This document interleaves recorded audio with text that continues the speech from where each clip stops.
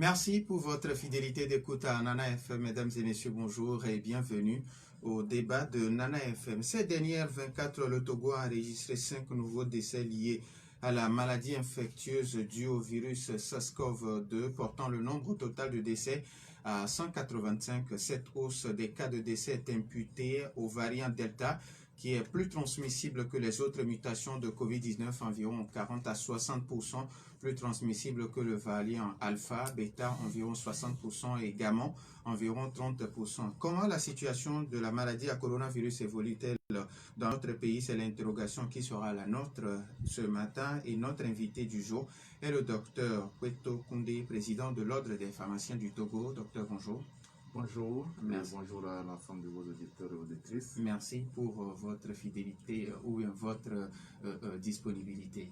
C'est nous qui vous remercions et nous devons saluer cet engagement des hommes de médias, de nous tous, parce que le travail que nous faisons au Togo en matière de communication sur cette maladie est quelque chose qui est à saluer. C'est à l'initiative de nos autorités, mais aussi grâce à la disponibilité des médias qui nous accueillent tous les jours pour passer ces informations. J'espère que les Togolais nous prêtent oreille et font attention à ce que nous disons. Alors, les auditeurs peuvent réagir via 91 09 71 71 ou le 96 61 58 58 dans une vingtaine de minutes.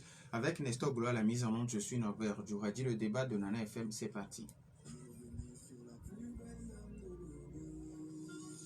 Une fois encore, merci. Alors, docteur, voulez-vous faire le point des chiffres de la situation de la maladie à coronavirus dans notre pays? Alors oui, vous l'avez annoncé tout à l'heure, c'est des chiffres qui s'affolent depuis quelques semaines maintenant. Et nous observons donc une flambée importante ces derniers temps. C'est vrai que hier, nous avons eu 80 nouveaux cas qui ont été détectés. Il ne faut pas se tromper, c'est souvent... Enfin, on espère que ça descende, mais c'est souvent le cas le lundi, puisqu'on sort de week-end. Et donc, on peut dire qu'on est toujours dans cette tendance haussière. Jusqu'à hier, nous totalisons plus de 21 000 cas. Plus de 21 000 cas de corona dans notre pays. Donc, avec surtout un nombre de cas actifs qui est passé pratiquement qui a augmenté de plus de 3000 cas, parce qu'au 31 juillet, nous étions à peine à 1000 et quelques cas actifs. Aujourd'hui, nous sommes à 4353 cas, ce qui correspond à peu près au nombre de malades qui sont à prendre en charge, au nombre de personnes qui portent le virus et qui peuvent le transmettre, de ceux qui ont été détectés, je veux dire. Vous avez annoncé le nombre de décès qui a augmenté hier seulement de 5 cas. Je pense que depuis le début de cette crise, c'est un des chiffres les plus élevés en une journée. Et je dois préciser que depuis le 1er août jusqu'aujourd'hui, le 31 août, le nombre de décès a augmenté de 33.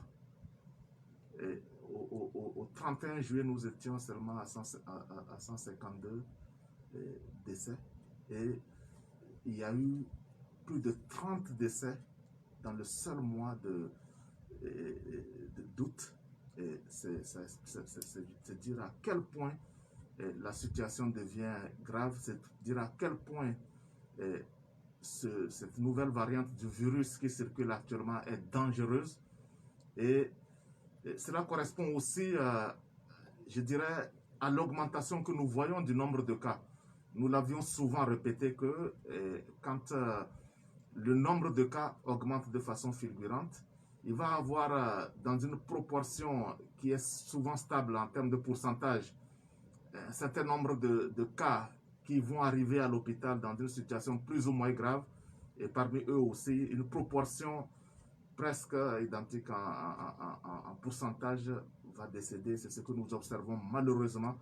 Et ce qu'il faut dire aussi, c'est que ces décès qu'on observe actuellement concernent tous les âges, concernent des personnes sans antécédents sanitaires connus, et cela est réellement inquiétant. Et encore une fois, nous ne sommes pas égaux devant cette maladie. Et personne ne peut prédire ce qu'il peut arriver à son niveau s'il attrape ce virus.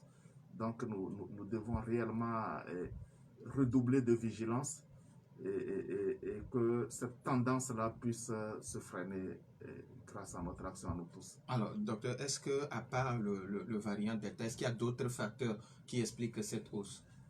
Ben oui, le variant Delta, il faut dire qu'il circule réellement dans toute notre sous-région, dans notre pays. On voit comment est-ce que quand le virus rentre dans une communauté, le nombre de cas se multiplie très rapidement. Donc on a ce virus-là qui a une transmissibilité beaucoup plus élevée. Vous l'avez annoncé tout à l'heure, plus de 60% par rapport aux sauvages. Donc aujourd'hui, il y a cette variante-là qui nous pose beaucoup de problèmes à travers le monde.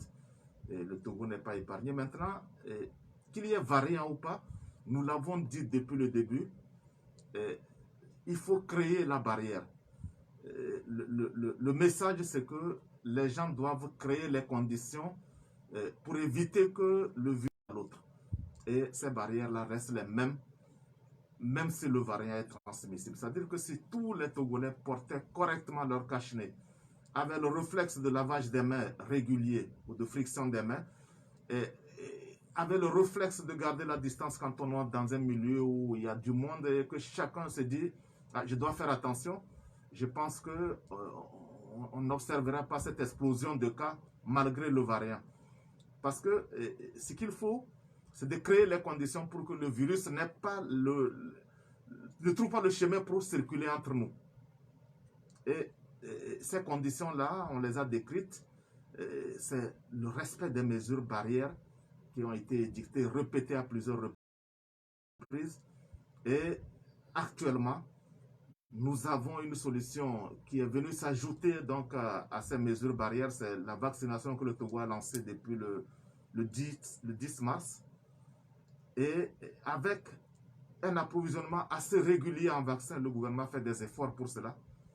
Mais malheureusement, toute la stratégie qui a été développée pour couvrir assez rapidement les plus exposés, les plus vulnérables, nous n'avons pas eu le résultat escompté. Les Togolais ne se pressent pas pour aller se faire vacciner. Et ça, il faut dire que la situation que nous observons aujourd'hui peut être expliquée par ce désamour des Togolais pour le vaccin.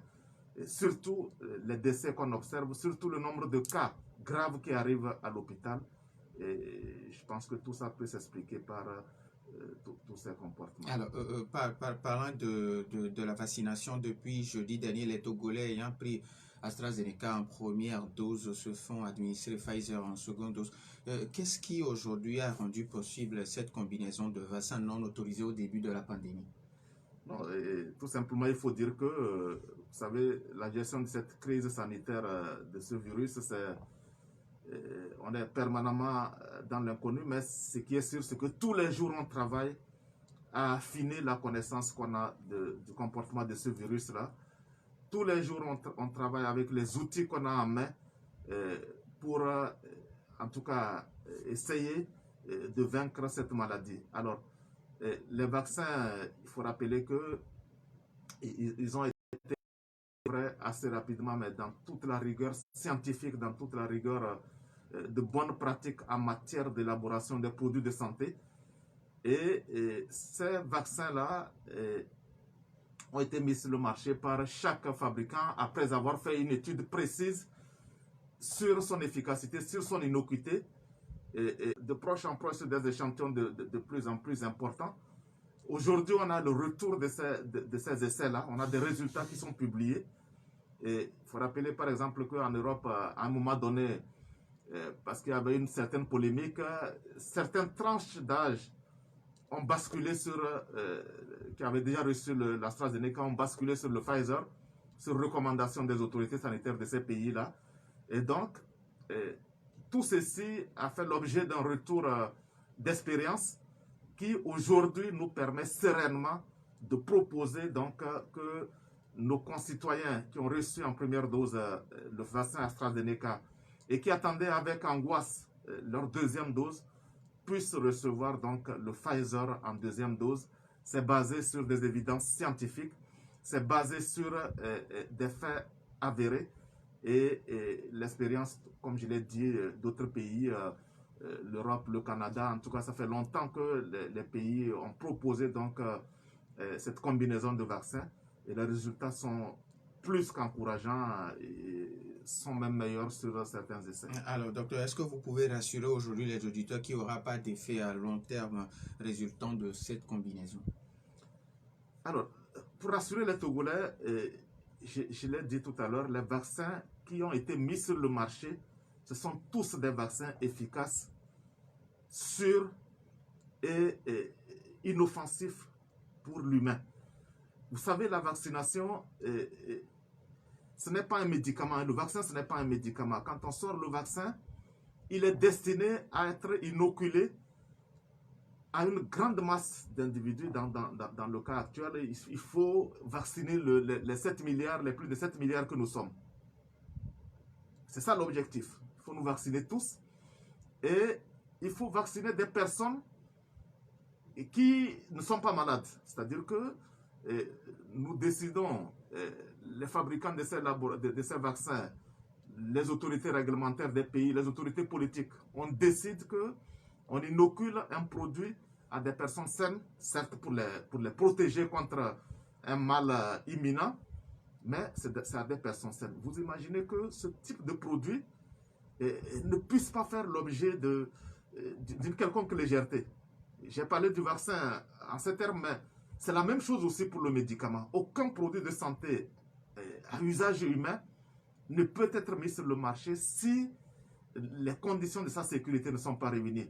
Si son rapport avantage-risque pour la personne qui le prend n'est pas avéré. Donc, déjà, ces vaccins pris individuellement sont des vaccins, sont des produits sûrs qui ont été évalués à tous les niveaux et en dernier ressort par l'Organisation mondiale de la santé qui les recommande. Le Togo, je rappelle que les vaccins que nous utilisons au Togo sont tous des vaccins qui ont été homologués en dernier ressort par l'Organisation mondiale de la santé, recommandés au pays. Et on ne peut pas avoir plus de références que ça. Et donc, comme je l'ai dit tout à l'heure, la combinaison qu'on fait aujourd'hui provient donc des études qui ont été menées et qui rassurent. Donc, je peux dire que nous ne prenons pas plus de risques que le risque que nous avons à ne pas nous vacciner, donc en prenant donc cette deuxième dose de Pfizer. Donc les Togolais qui ont cette possibilité d'aller se faire prendre cette deuxième dose, d'aller se faire inoculer cette deuxième dose, doivent le faire en toute sérénité. Alors, docteur, à part la vaccination, est-ce qu'il y a des produits en pharmacie que les gens peuvent utiliser contre la maladie à coronavirus? Alors, il faut faire très attention. Avec le coronavirus ou avec d'autres maladies, on n'a pas de produits en pharmacie que les gens peuvent venir chercher pour se soigner. Nous sommes absolument contre l'automédication, l'initiative personnelle pour se soigner. Et malheureusement, nous observons qu'avec le coronavirus, les gens ont l'impression que ce virus change la donne. Il ne peut pas changer la donne. Le principe est toujours le même. Quand on est malade, il faut s'adresser à un médecin qui va évaluer. D'ailleurs, avec cette maladie à coronavirus, c'est très complexe. C'est vrai qu'il y a eu plein de choses qui sont passées sur les réseaux sociaux, qui ont circulé. Il y a eu des protocoles qui ont été essayés dans beaucoup de pays. Mais aujourd'hui, chaque malade est un cas particulier. Et il faut que les gens comprennent que le plus important, c'est de pouvoir se tester le plus rapidement et connaître son statut. Et quand on connaît son statut, il faut s'adresser à un médecin pour voir comment est-ce qu'on peut être pris en charge. Et il y a certes des produits qui sont prescrits de temps en temps par les médecins, mais il faut que les gens sachent que pour soigner aujourd'hui la maladie à coronavirus, c'est souvent, on met en œuvre toute la médecine qui est suscitée par le cas particulier de chacun en fait. Donc, on a certes des molécules, mais on ne peut pas dire qu'on a des médicaments précis. D'ailleurs, au niveau mondial, sur la thérapeutique, on tâtonne encore. Voilà. Merci. Docteur, mercredi prochain, l'Université de Lomé va abriter la présentation des résultats de la tournée pour l'herborisation participative. De quoi s'agit-il? Non, cette question, moi, je ne suis pas universitaire. J'ai posé la question à certains de mes collègues universitaires. Je pense que ça doit être une démarche de recherche d'un département de l'université. Même la filière pharmacie n'est pas très au courant de ce processus-là. Mais bon, il faut dire que la recherche fondamentale, elle se fait continuellement. Hein. Les gens se sont posés des questions sur comment est-ce qu'on a pu élaborer rapidement des vaccins. C'est justement ce type de recherche fondamentale qui capitalise des résultats pour demain, qui sont là dans les tiroirs, et quand il y a besoin, on ira les chercher. Donc, oui, c'est une initiative à saluer, mais nous, on n'est pas vraiment impliqués dans ce processus-là. Ça doit être la science fondamentale. D'accord. Avant de donner la possibilité aux auditeurs, est-ce qu'il y a des études en cours pour assurer la complémentarité entre les officines traditionnelles de pharmacopée et les pharmacies dites conventionnelles? Non, il y a du travail qui se fait. Et ce travail-là, ce n'est pas entre les officines, les pharmacies dites conventionnelles et la recherche. Non, c'est un travail qui se fait entre scientifiques d'abord et, et, et entre les scientifiques et entre les herboristes. Et je pense qu'à l'occasion de la gestion de cette crise, nous avons vu l'initiative de l'Université de Lomé qui a pu réunir des herboristes, des tradithérapeutes pour qu'ils apportent ce qu'ils savaient faire, ce qu'ils proposaient. Et tout ça a fait l'objet d'un screening scientifique pour essayer de trouver quelque chose. Ces recherches se font. Et nous, au niveau de l'officine, nous attendons que les résultats de ces recherches fassent l'objet d'une évaluation au niveau réglementaire pour que ces produits soient éventuellement mis à disposition des populations avec le plus de sécurité possible. C'est ce que nous faisons, nous pharmaciens. Au niveau officinal, en tout cas, on met à disposition que les médicaments qui sont évalués et validés par l'autorité en charge de la santé dans notre pays. Voilà. Les auditeurs ont maintenant la possibilité de nous appeler sur le 91 09 71 71 ou le 96 61 58 58. Nous avons un tout premier auditeur en ligne. Nana FM, allô? Oui, bonjour Pelé. Bonjour Monsieur Pelé. Je pense que les ministres, les journalistes, les docteurs, même les auditeurs qui répondent aussi contribuent. Merci. Je pense que c'est de bonne guerre. Quand il y a une maladie comme ça, il faut la science. Bon, la question que je vais poser, c'est pas ce vaccin qui est arrivé et qu'on dit que le vaccin, quand tu es vacciné, il faut encore se protéger comme les vaccinés ou autres. Ça dit un peu qu'il y a la ralenti de la science, ou bien la science n'arrive pas à détecter clairement ce qui se passe avec cette Covid. Ou bien encore le fait de se précipiter pour chercher ce vaccin-là, alors que la science nous a dit alors qu'il faut 2, 3, 4 ans pour voir avant de relever le vaccin. Bon, deuxième point, quand on dit qu'il faut se mobiliser pour vacciner pour un pourcentage de la population d'abord, et si le gouvernement prend sur lui de passer de maison en maison pour vacciner les gens, est-ce que ça va coûter au gouvernement? Bon, est-ce que c'est pas parce que le gouvernement n'a pas assez de vaccins pour vacciner toute la population? Merci. Merci à vous, Pelé. 91 09 71 71. Nana FM, allô? Bonjour. Bonjour, Albert. Bon, je crois que la situation, comme on le dit chaque jour, est alarmante. Merci. Je demanderai à tous ceux qui ont la charge de la gestion de cette crise de passer peut-être à une thérapie de choc une nouvelle fois. Parce que la rentrée s'approche, on dit que le variant Delta est virulent, qu'il n'y a pas de vaccin pour les enfants. Comment ça va se gérer? C'est un peu inquiétant. Il va falloir qu'on passe un peu progressivement d'abord aux amendes et à la répression. Il faut passer par une thérapie de choc. Merci. Merci à vous aussi. 91 09 71 71 ou le 96 61 58 58. Nana FM, allô? Allô, bonjour mon directeur. Papa Sibiti, comment allez-vous? Papa Sibiti, bonjour. Bonjour, Papa Sibiti. Je n'ai qu'un seul point de vue. Le président de la République, il s'est investi il y a presque 2 ans. Les journalistes, les médecins, investis il y a presque 2 ans. Mais qu'est-ce que nous attendons? Le président, c'est lui, nous sommes sur lui, il nous gouverne, il décide, les autres décident. Et si cette maladie-là doit tuer, si vous ne prenez pas des précautions, elle va vous tuer. Qu'il va prendre des précautions. Hein? Qu'ils investissent, c'est comme chez nous en pays protocolier, on dit, il y a la gare, il y a mis de l'eau, pour comprendre, maintenant tu prends une carte, tu mets dessus. Qu'est-ce qui se passe? Les gens mettent la carte dans son eau, une carte à dire pour être.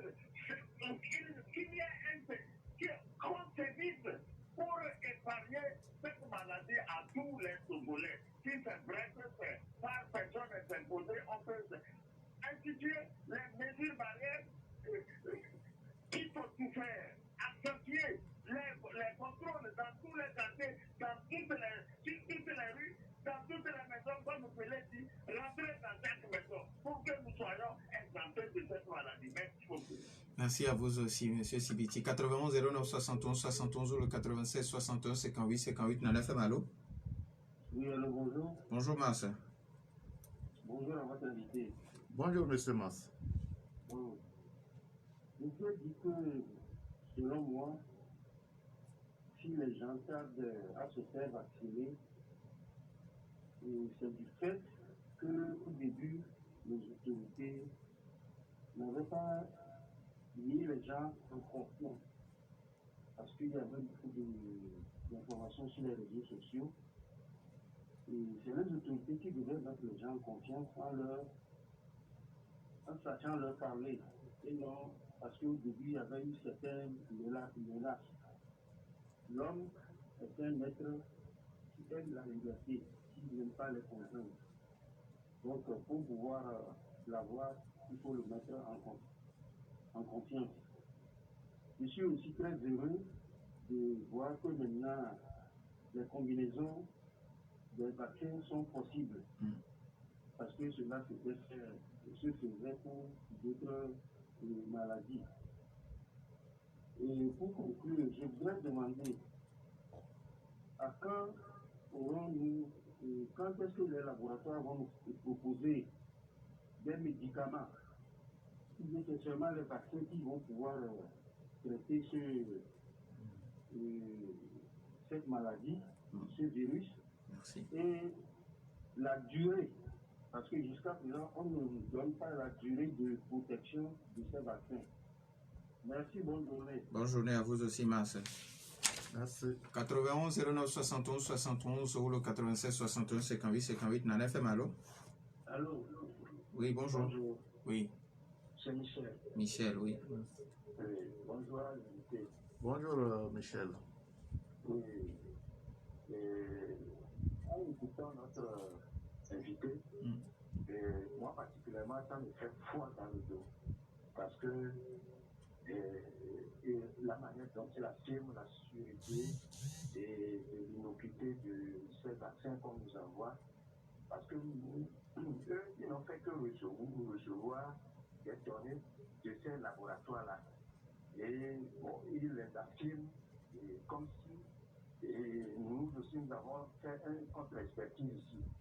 Maintenant, le côté du vaccin, quand vous prenez l'Israël, les gens ont fait jusqu'à 3 doses de vaccin.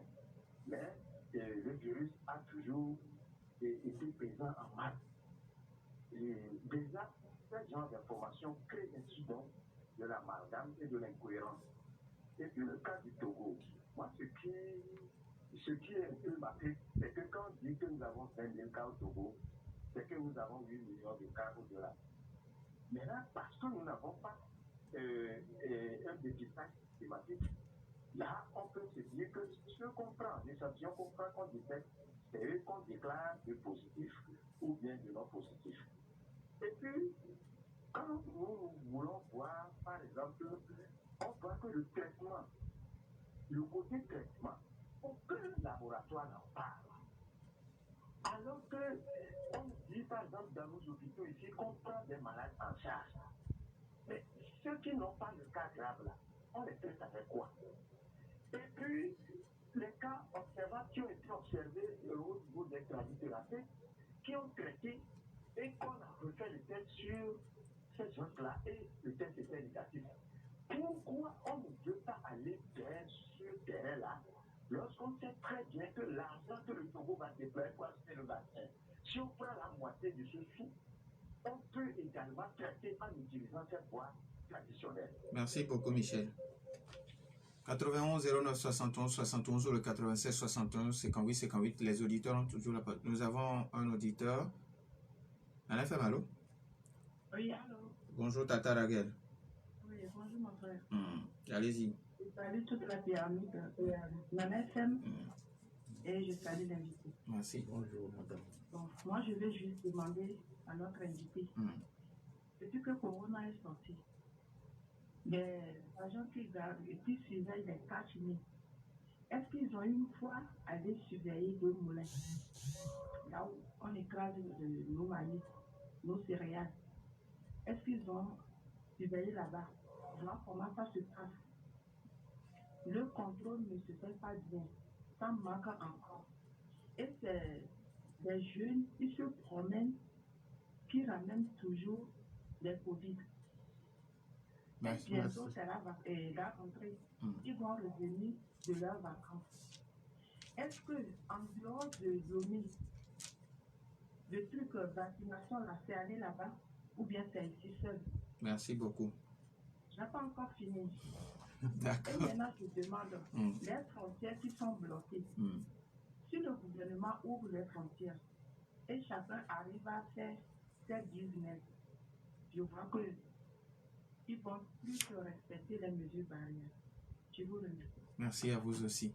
Alors, n'est-ce pas, pour le moment, on arrête d'abord les appels et puis on donne la possibilité à notre invité de répondre. Dans plutôt, vous avez suivi avec attention l'apport des auditeurs. Oui, effectivement, des questions assez pertinentes, mais aussi des apports très positifs.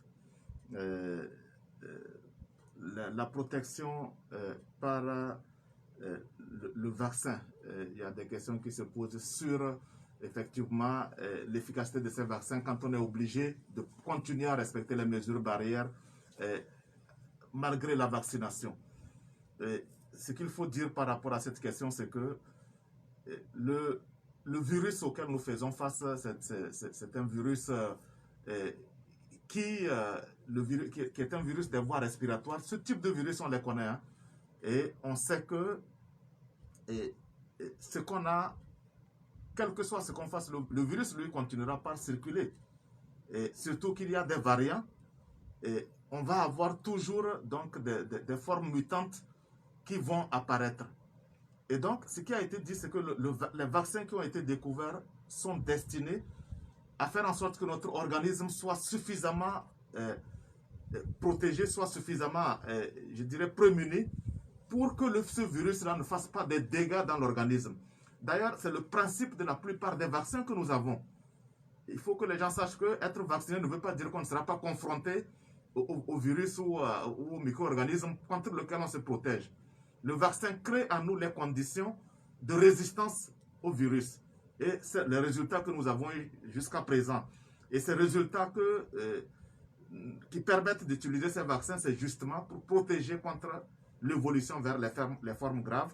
Il y a certains ralentissements de la transmission parce que si le virus ne peut pas se multiplier activement dans l'organisme, il devient moins transmissible, mais ça n'empêche pas qu'il continue par circuler. Et puis de deux, nous disons que dans tout ce que nous faisons aujourd'hui, c'est une démarche de santé publique et qui veut dire que certes je me protège, mais je dois être préoccupé de protéger aussi ceux qui sont autour de moi. Si malgré que je suis vacciné, je peux transmettre une certaine partie du virus, mais il faudrait que tout le monde puisse avoir ces mesures barrières physiques qui permettent de ne pas transmettre le virus à ceux qui ne sont pas encore vaccinés ou à ceux qui sont fragiles. Donc, c'est toutes ces actions qui sont mises en œuvre et c'est ce qui fait qu'on recommande toujours donc, le port de masque. la vaccination maison à maison, Oui. dans tous les cas, il y a eu toute une stratégie pour permettre que le vaccin se rapproche de plus en plus des gens. On a fait les vaccins au niveau des formations sanitaires, on a délocalisé des vaccinodromes vers des zones où on a plus de monde, les administrations, les marchés. Je pense que les Togolais doivent faire aussi un certain effort pour aller prendre leur vaccin. Déjà que les vaccins sont gratuits, et si nous avons compris que nous devons nous protéger, il faut que chacun fasse ce petit effort-là. Alors, la thérapie des chocs de M. Albert, en tout cas, aujourd'hui, les mesures sont là. Hein, les mesures qui ont été édictées dès le départ, elles sont là. Les mesures contre les regroupements, contre, je dirais, les bars et autres. Il faudrait que les gens respectent tout simplement. Maintenant, le gouvernement est préoccupé aussi par le fait que la crise, c'est aussi une crise sociale, hein, c'est une crise qui dure longtemps, il faut la gérer. Et donc, pour moi, ça répond à une question ou au commentaire de Papa Siditi, la responsabilité individuelle des gens. Je pense qu'au plan collectif, nous avons suffisamment fait. Le gouvernement s'est montré très volontaire dans cette riposte-là, a mis en place des organes. J'ai dit au début de cette émission, moi j'échange avec des collègues d'ailleurs, ce que nous faisons en termes de communication au Togo, il n'y a pratiquement aucun pays qui a fait autant. Et je pense que les Togolais devraient, j'entends des questions de type, oui, sur quoi on se base. Mais vous savez, nous sommes vos soignants. Les vaccins, nous avons été les premiers à les prendre et nous les avons pris massivement. Des fois, je rigole en disant à certains amis qui me disent, mais votre affaire là, je dis, mais écoutez, moi je suis vacciné, c'est nous qui sommes censés vous soigner. Et si dans 2 ans nous allons mourir, je pense que vous n'aurez pas trop longtemps pour nous suivre, quoi. Donc, il faut que les Togolais quand même soient un tout petit peu en confiance par rapport à ceux qui ont toujours été en charge de leur santé. Les vaccins, leur sûreté, c'est la même chose que les médicaments. Les médicaments que nous prenons tous les jours, au Togo, nous les évaluons sur la base des rapports d'expertise que nous avons d'ailleurs. Dans le domaine de la pharmacie, c'est une rigueur depuis le fabricant qui est faite pour rassurer tous ceux qui vont utiliser le médicament à travers le monde. Et on n'a pas besoin forcément d'une contre-expertise en laboratoire pour évaluer ce type de produit. Et les vaccins dont nous avons affaire aujourd'hui sont des vaccins qui sont évalués pour être utilisés à travers le monde. Donc, les Togolais ne peuvent pas se singulariser ou nous ne pouvons pas dire que nous avons quelque chose de particulier qui fait que ces vaccins seront plus dangereux pour nous. Dans tous les cas, quand on met en place ces processus de vaccination, on surveille tout ce qui peut apparaître comme effet secondaire. On peut avoir des effets. Aucun vaccin, aucun produit de santé n'est totalement inoffensif. Il peut arriver que sur des organismes, on puisse avoir des réactions. Mais ce que nous disons, c'est que leur sûreté ne peut pas être remise en cause au plan général. Parce que je dis encore que nous faisons une intervention de santé publique et l'objectif, c'est de s'assurer que les gens sont protégés, c'est de s'assurer que nous ayons moins de morts et que nous puissions à terme couper la chaîne de transmission de ce virus-là. Par rapport à la question de Mars, qui parle à quand les médicaments où il n'y aura que les vaccins pour se protéger contre la maladie à coronavirus. La recherche continue sur les médicaments, mais il faut savoir que pourquoi on s'est focalisé sur la vaccination. C'est vu la transmissibilité, le caractère fulgurant de cette transmission de ce virus-là, qui a fait que les chercheurs se sont dit, la première chose à faire, c'est de trouver donc les moyens de bloquer cette transmission-là, d'éviter que finalement ça n'embrase tout le monde et que ce soit incontrôlable. Parce que, on le sait, l'adage qui dit prévenir, c'est toujours mieux que de guérir. Et face à un virus aussi virulent, s'il fallait traiter tout le monde, vous comprenez que c'est très difficile. Et vous voyez les formes de manifestation qu'entraîne ce virus dans l'organisme. Même les pays les plus équipés en termes au plan sanitaire ont été à genoux quand la vraie vague est apparue dans ces pays-là. Et donc, de grâce, les vaccins que nous avons, allons les prendre. Je dois rassurer que la recherche continue. en matière de mise à disposition des médicaments, tous les jours, il y a des résultats qui sortent. Ces résultats-là, ils vont être éprouvés dans des échantillons de plus en plus importants. Et le jour où on aura vraiment une efficacité avérée, oui, ces médicaments seront disponibles. Mais il faut savoir que la vaccination, la prévention, c'est toujours moins cher par rapport à la guérison. Parce que ces médicaments qui sont en cours d'évaluation aujourd'hui, qui font l'objet de la recherche, vont sortir à des coûts qui seront peut-être inaccessibles pour nos pays. Donc, ce que nous avons aujourd'hui, c'est ces vaccins gratuits qui sont mis à notre disposition. Faisons l'effort d'aller nous faire vacciner et de nous protéger plutôt que d'attendre de nous soigner. Alors, il demande aussi quelle est la durée de protection. La durée de protection, je crois qu'on est assez clair là-dessus. Hein? Le virus est apparu il y a à peu près 2 ans, un peu moins de 2 ans maintenant. Les premiers vaccins ont été administrés en début de cette année, 2021. Et donc, le recul, on ne l'a pas pour pouvoir affirmer que les vaccins vont protéger pour 2-3 ans. La seule chose, c'est que les gens évaluent pour voir le niveau de protection. Il y en a qui, on a su dès le début à l'évaluation qu'il fallait faire 2 doses pour être sûr d'être bien protégé. Jusqu'à présent, les études montrent que ceux qui ont reçu leurs 2 doses sont toujours protégés, du moins contre les formes graves, comme on l'a dit, avec une moindre transmission du virus dans ces populations-là. Et on attend de voir d'ici 1 an, 2 ans.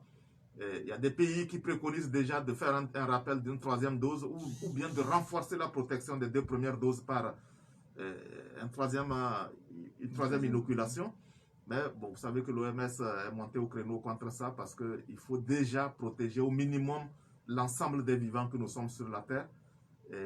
Et donc, par rapport à la durée de protection, que les gens soient un peu patients et qu'on voit d'ici 1 an ce que ça va donner. Les questions de Tata Raguel maintenant. Tata Raguel, la dernière question. Oui, la dernière auditrice qui parlait du contrôle du port de masque. Oui, et ça, on peut pas mettre un gendarme derrière tous les Togolais. Hein. Il y a des mesures collectives, mais il faudrait que chaque Togolais ait le réflexe. Elle parlait des moulins. On peut parler aussi d'autres lieux où les gens ont des comportements inacceptables. Mais il faudrait que chacun, en allant dans ces lieux, se protège tout simplement. Le retour des vacances et la rentrée scolaire, c'est une préoccupation également du gouvernement et de ceux qui sont en charge de la gestion de cette crise-là. Oui, on a des mesures qui ont été éprouvées. Vous savez que le Togo, on est un des pays qui a eu une scolarité plus ou moins normale malgré cette crise-là. Ça veut dire que nous avons su faire malgré le virus. Et j'espère que les mesures que nous avons prises, les Togolais auront le réflexe de les réappliquer. Les chefs d'établissement, en tout cas, sont briefés aujourd'hui. Ce sont les relais communautaires dont nous avons besoin pour continuer ce que nous entreprenons en matière de riposte.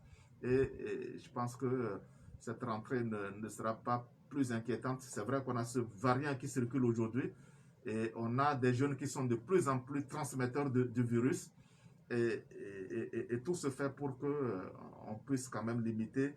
Il y a tous les contrôles hein, au niveau de l'aéroport, de tout ce qui rentre de vacances, tout et tout. Et je pense qu'on met tout en œuvre quand même pour réduire l'introduction de nouveaux virus dans notre pays. Maintenant, la vaccination au niveau des enfants.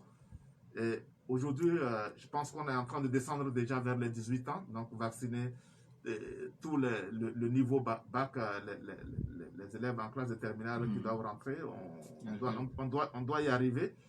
Et c'est la question de disponibilité des vaccins tout simplement, hein, parce que vous avez vu qu'il y a des pays qui ont vacciné jusqu'à 6 ans. Donc, on n'a pas de problème par rapport à ça, sauf qu'il faut privilégier ceux qui sont plus exposés et ceux qui sont plus à risque de développer des formes graves. Et c'est ce qui se fait jusque-là. Alors, docteur, il nous reste juste 2 minutes. Quel est votre message à l'endroit des Togolais en ces temps de maladie à coronavirus? Si j'ai un message, un seul message, c'est de rappeler que la vaccination dont nous parlons, c'est un acte de prévention. On a l'impression que des gens, parce qu'on suit un peu depuis qu'on a lancé cette vaccination, que quand il y a une flambée comme ce que nous vivons aujourd'hui, On a un certain regret d'intérêt pour la vaccination parce que les gens se disent « Ah, finalement c'est sérieux, il faut courir pour aller se faire vacciner ». Je dois dire aux Togolais que c'est quand tout va bien. En tout cas, tant qu'on n'a pas déclaré la fin de cette pandémie, c'est en période d'accalmie qu'il faut se protéger. Et c'est quand tout est normal qu'il faut aller prendre son vaccin tant qu'il est disponible pour qu'en cas de vague, on ne soit pas dans l'angoisse. Parce que si on est déjà porteur du virus ou si on est déjà contacté et qu'on est à risque d'attraper ce virus et de développer la maladie, il est souvent tard pour faire quoi que ce soit en matière de vaccination. Donc, les Togolais qui sont éligibles et qui sont appelés, c'est une chance pour eux qu'ils aillent prendre leur vaccin. C'est la meilleure façon de se protéger et qu'on n'oublie pas les mesures barrières, le port de masque dans tous les lieux publics. Je dois appeler aussi, profiter de votre plateau pour appeler encore une fois mes confrères, les pharmaciens d'officine, parce que nous sommes des lieux publics et que nous puissions continuer par appliquer ces mesures barrières. La crise est longue et ça coûte cher, mais nous n'avons pas le choix. Ça fait partie de l'apprentissage, ça fait partie de la vie que nous devons mener aujourd'hui avec ce virus-là. Disons merci au docteur Kweto Koundé, président de l'Ordre des pharmaciens du Togo. Merci à vous aussi pour votre fidélité d'écoute à Nana FM. Fin de ce débat mis en onde par Nestor Glo. Je suis Norbert Djouhadi. Bonne suite de nos programmes.